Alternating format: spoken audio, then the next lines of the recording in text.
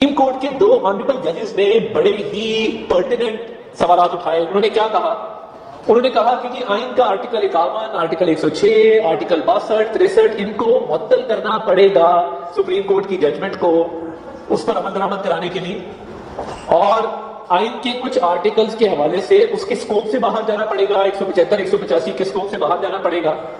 اور یہ بھی سوال اٹھایا ہے کہ 15 دن تک گزرے تھے جب یہ آرڈر آیا ہے ہفتے والے دن، کہ 15 دن گزر گئے، تفصیلی فیصلہ جاری اکثریت کی طرف سے کیوں نہیں کیا جا رہا؟ یہ سپریم کورٹ کے 2 آنریبل ججز امین الدین خان صاحب نے اور نعیم افغان صاحب نے یہ سوال اٹھائے ہیں. اب 15 سے بھی اوپر دن گزر گئے ہیں. اور دیکھیے، جب آئین کلیئرٹی کے ساتھ کہتا ہے کہ کسی بھی سیاسی جماعت کو جو مخصوص نشستیں ہیں وہ متناسب نمائندگی کے فارمولے کے تحت دی جائیں گی، تو اس کا مقصد یہ بنتا ہے کہ وہ جماعتیں جو پارلیمان کے اندر موجود ہیں، آزاد بلاک کو یہ سہولت حاصل نہیں ہے. اب یہ بھی انہوں نے کہا کہ سنی اتحاد کونسل میں نہ تو ان کے چیئرمین حامد رضا نے سنی اتحاد کونسل کے ممبر کے طور پہ الیکشن لڑا، نہ ان کا پارلیمان میں بھی موجود تھا. وہ MTM جوائن کرتے تو شاید ان کو سیٹیں مل جاتی.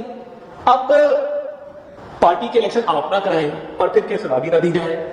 ایک ایسی پارٹی آپ جوائن کریں جس کا وجود نہیں ہے پارلیمان میں، اور کہیں متناسب نمائندگی کے فارمولے کے تحت ہمیں سیٹیں نہیں دی جائیں، تو یہ کس طرح کا انصاف ہے اور یہ کس طرح کی بات ہے؟